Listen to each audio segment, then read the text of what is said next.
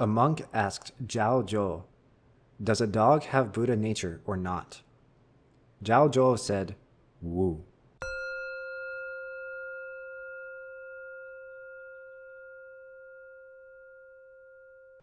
Hello and welcome to a new type of episode of Bright on Buddhism called the Kōan Series. In the Kōan Series, we will read and discuss famous koans used by real Buddhist monks from such sources as the Blue Cliff Record, the Gateless Gate, the Treasury of the True Dharma Eye, and many others. Full disclosure, this is not how many koans are used or ought to be used in Buddhist practice, but I'm here to give some extra scholarly context and meaning to some of these koans so that you might see them in a new light and gain some new or deeper meaning from them than you might have had before. I hope you enjoy. Today's koan is known in English by the question that it poses: does a dog have Buddha nature? If you remember from our previous episode on koans, this is one of the first koans which will be given to a practitioner to meditate on when they join a monastery and begin their training. For more details on that process, I will direct you to Bright on Buddhism episode 32, What are Koans? And for more information on Zen Buddhism, I will direct you to Bright on Buddhism episode 10, What is Zen? I will include the links in today's show notes. In short, koans are phrases and questions that are a part of Zen or Chan Buddhist meditative practice. They are often seemingly meaningless or nonsensical phrases or even unanswerable questions given to a practitioner by a master to meditate on. The practitioner commonly then strives to observe the phrase or to meditate on a particular part of their unusual phrase or question until they've reached some higher point of understanding or awakening than they had before. This practice is thought to help a practitioner come to a deep and sudden understanding or awakening, which is known as satori in Japanese. Think of it like an aha moment, but on steroids. In order to begin discussing how we might understand this koan, it is important to establish a couple of background concepts that are at work in it. As I said, koans are not meant to be understood intellectually, but as a scholar, I would like to offer up the deeper meanings and the contexts that are at play in a given koan so that they are more widely understandable and richly meaningful. The three concepts at play in this koan, as I understand it, that I would like to offer up my expertise on are the concept of Buddha nature, the place of animals in Buddhism, and the concept of Wu, which is the negative prefix, like non in English. Let's start with Buddha nature. Buddha nature is a very popular doctrine in Mahayana Buddhism with some fascinating roots in the texts. The concept takes on several meanings over time that I would like to lay out here. The earliest iteration of this concept comes from the Tathāgatagarbha Sutras. These are a group of Mahayana sutras which teach about the idea of Tathāgatagarbha. Tathāgatagarbha is the Sanskrit word which we often translate as Buddha nature, but has a much richer and complex meaning that should be discussed. First, Tathāgata, the first part of the word, is one of the titles in Sanskrit for the Buddha, which means thus become one, or thus gone one. It's a little weird that we have both come and gone in different translations and meanings of the word, but there's actually a reason why we see that. It's a title that specifically refers to the present state of the Buddha, known as his tatata, and his either becoming or passing away. If we read it as his passing away, it's referring to how he is the one who has exited samsara and achieved nirvana without any remainder. If we look at it as his becoming, it is referring to his becoming in samsara to save sentient beings. Either way, it refers to the enlightenment of the Buddha. Garbha is a suffix that affords the meaning of containing the Tathagata, or the state of being the womb of the Tathagata. This has also been read to mean the seed, the matrix, the essence, or the embryo of the Tathagata. The Tathāgatagarbha Sutras teach us that every sentient being is imbued with this womb of the Buddha. By nature of having this essence or this seed of Buddhahood in us, we are able to reach enlightenment in the future, and thus enlightenment becomes possible for all sentient beings. The way that this is explained is very similar to how we've explained the possibility of enlightenment before. We've often asked on this show, is it possible for somebody to describe the taste of chocolate to you and have you understand it correctly if you have never tasted chocolate before? The only way to fully understand the taste of chocolate is to taste chocolate. The same question is applied to enlightenment. If we have never ever been enlightened before, how do we know what we are reaching for? How can it be explained to us in any sort of meaningful way by the Buddha or anyone else? And how can it be possible to experience it if we don't have any sort of reference to go back to? The answer lies in this Tathāgatagarbha. This essence of the Buddha that resides in all of us is thought of as a seed which can possibly develop into Buddhahood in the future. It is the memory of the taste of chocolate. This is how it's explained in its earlier iterations, but it evolves over time, as all Buddhist doctrines do. Later, this idea that it can develop into Buddhahood transforms into the idea that it absolutely will develop into Buddhahood. This is the unspoken prophecy of the Lotus Sutra. We will read and discuss those chapters in the future, but in short, at one point in the text, the Lotus Sutra turns toward the reader, begins using the I pronoun to address itself and the you pronoun to refer to the reader, and it prophesizes the reader's future Buddhahood. No doubt that will be a very interesting sutra episode. This iteration of the thought of Buddha nature is related to an eschatological question, or a question about ultimate endings. This question is, what is the ultimate fate of all sentient beings? Do they all eventually become enlightened? Do none of them? Do some of them? Etc. Is awakening the singular direction of the universe? Or are there multiple directions? If there are multiple directions, how ought we understand them in the context of Buddhist doctrine? The Lotus Sutra answers this by saying there is only one direction, and that is Buddhahood. And you will get there as long as you believe the Lotus Sutra, which says that there is one direction, and that is Buddhahood. And you will get there as long as you believe the Lotus Sutra, which says that there is one direction. You see where we've ended up. The next iteration of this idea comes in the Mahaparinirvana Sutra, the Sutra of the Great Passing Away and Final Nirvana of Shakyamuni Buddha. In this case, we're referring to the Mahayana one, which we have not read and discussed quite yet. In this sutra, which, just like its older counterpart, is trying to solve the problem of how sentient beings become enlightened once the Buddha is gone from this world, it is said that Tathagata Garbha is the true nature of sentient beings, and it is through practice and meditation and study that we realize that nature and become it. If you want to be a Buddha, all you have to do is be a Buddha, because you already are a Buddha, being a Buddha, you just don't necessarily know it yet. It seems that through simply doing what Buddhas do, you can be one and in fact realize your true nature. One other iteration of this thought process I would like to discuss before moving on is the evolution of Buddha nature into original enlightenment. As I said before, this Buddha nature is the idea that we have the potential within us to become Buddhas, and that it takes the form of what you might call a piece of perfection. Isn't it quite an optimistic thought to think that all sentient beings have a piece of perfection in them? Original enlightenment is the next level of that, which argues that we have more than just a piece of perfection. We actually have achieved total perfection in the past and have simply lost it. We have forgotten it, we have fallen back from it, and we have to practice and make it real again in our lives to get back to it. This idea has a long history that we won't get into here, but it's worth noting. In this doctrine, it is argued that we have been enlightened in the past, but we have forgotten it, slid back from it, or have become yet again imperfect due to our karma or our ignorance. Thus, the way back is simply to realize our Buddha nature, because we have it and we can remember it and make it real again if we try hard enough. These are the ideas that are at play in this question, does a dog have Buddha nature? Does that dog have the potential to become a Buddha? And if so, how? Now let's discuss animals in Buddhism to see if they really do have Buddha nature or not. In the past, we have talked about the 6 or 10 realms doctrines in Buddhism.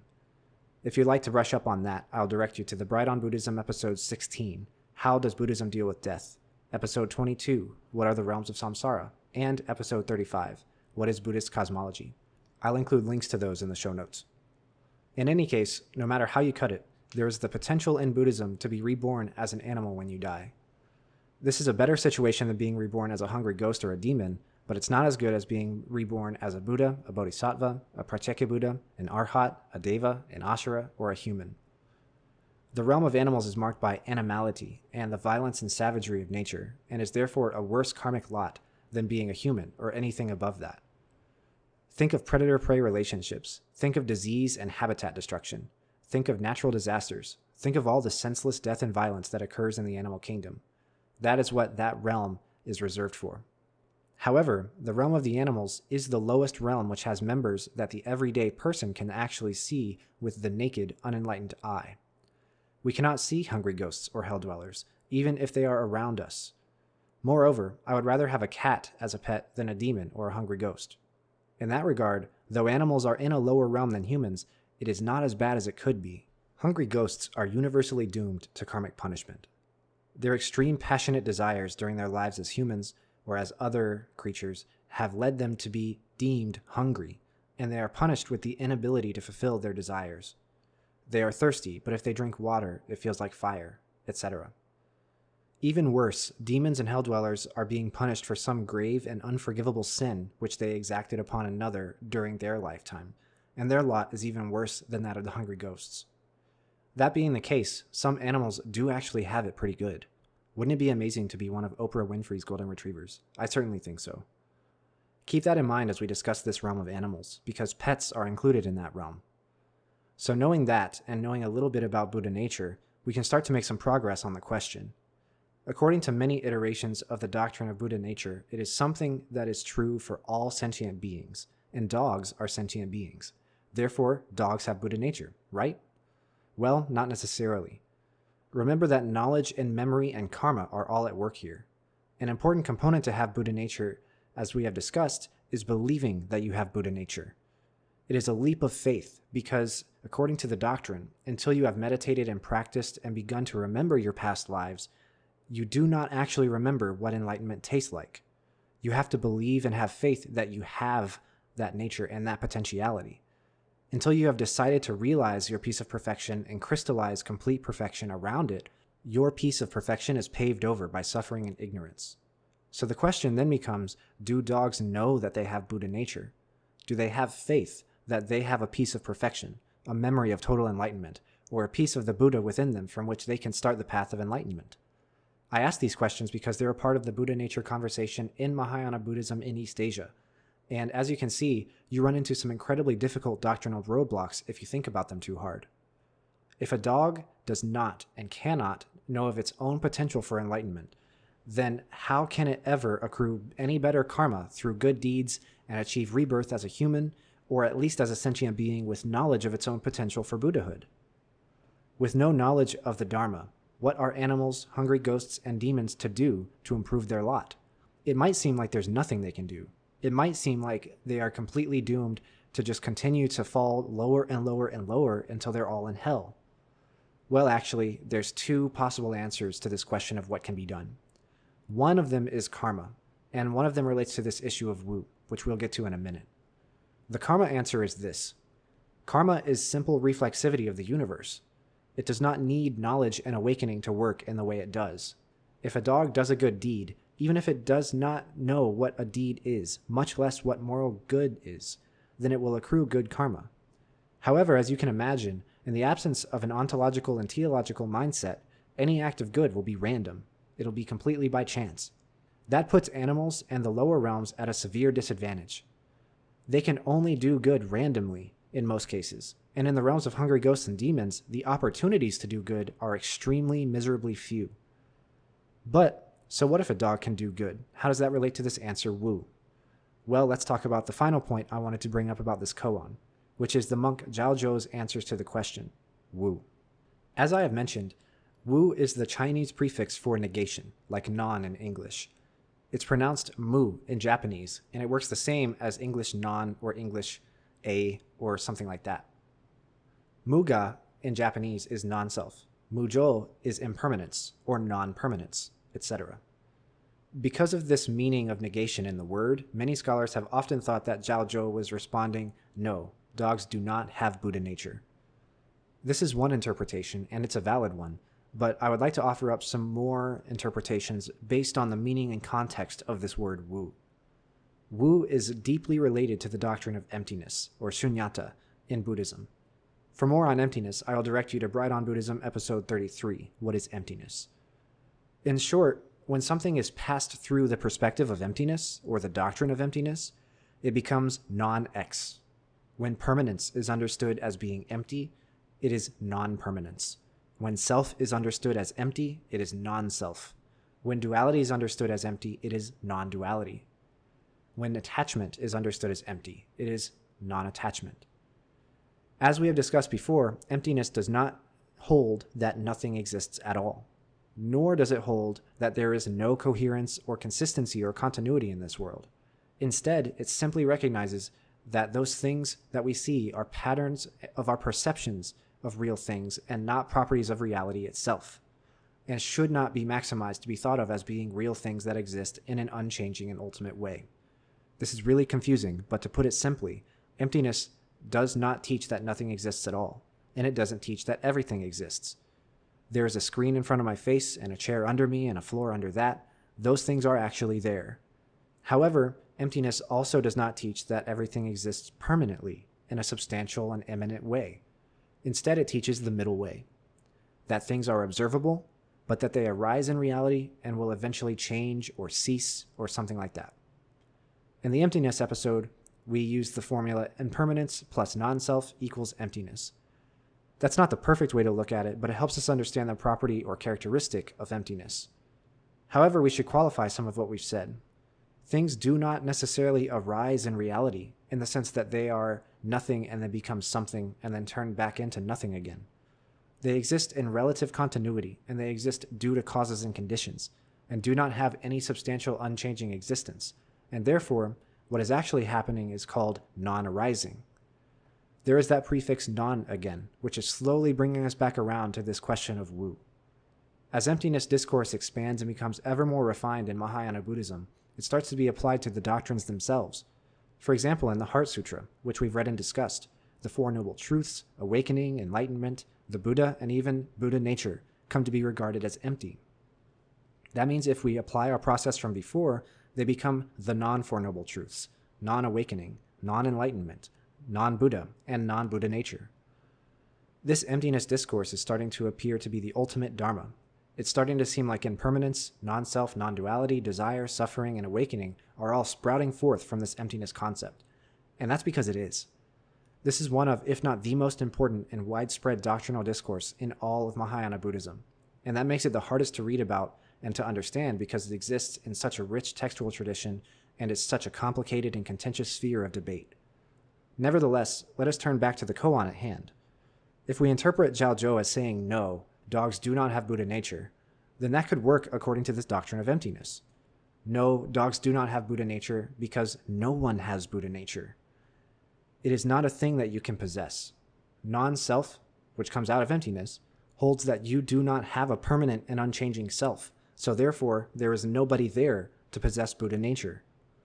According to emptiness, there is no thing in reality that exists in a substantial and unchanging way.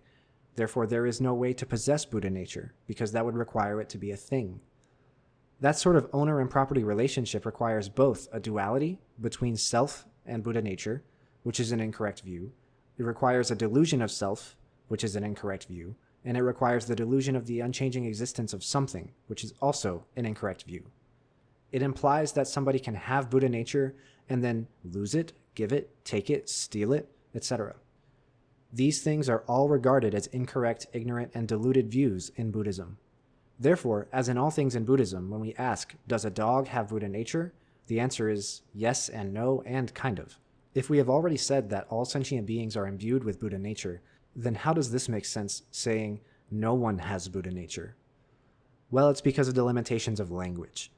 According to Buddhist doctrine, which I remind you is presented only in the format of language to people like us, language is always being criticized as being dualistic and as being inherently deluded in nature. And it is the goal and the purpose of our practice to transcend this duality and come to a greater understanding and empty out language so that we can have access to the true Dharma, which is not something that can ever be adequately, fully, completely described, just like the taste of chocolate. That being the case, this idea that dogs don't have Buddha nature because nobody has Buddha nature is a realization of Buddha nature itself. Whenever you realize that dogs don't have Buddha nature because nobody has Buddha nature, because nobody has a self that can possess a thing called Buddha nature, then you are realizing your own Buddha nature by transcending the duality of language and accessing the truth of emptiness. It seems very complicated and confusing, but this is why a lot of people spend a lot of time meditating on it and trying to understand it in some deeper way. There's one final interpretation of this koan that I want to give you that was given to me by my teacher at the university. Remember that although an overly intellectualized understanding of koans is perfect for scholars of Buddhism like me, they are the exact opposite way that they ought to be understood and used in vivo, as it were. This way of understanding it that I'm about to present might help you get started down a much better path of understanding in that regard. Here it is. When my teacher was teaching us about this koan, he started out by reading it to us just like this, word for word. A monk asked Zhàozhōu, Does a dog have Buddha nature or not? Zhàozhōu said, "Woo." This has been our discussion of the Does a Dog Have Buddha Nature koan. Thank you for listening, and I'll see you next time. My name is Nick Bright, scholar of East Asian religions and the voice of Hearer. And I'm Docs, editor, question asker, and voice of Hermit. And this has been Bright on Buddhism. Thank you for listening. If you like our podcast, or if you have a question you'd like us to discuss, we'd love to hear from you.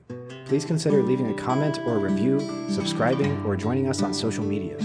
Email us at bright.on.buddhism@gmail.com. Tweet us at brightbuddhism, and join us on our Discord server, the Hidden Sangha, link in description. As always, citations and resources for this episode can be found in the show notes. Thank you. See you next time. Thank you very much.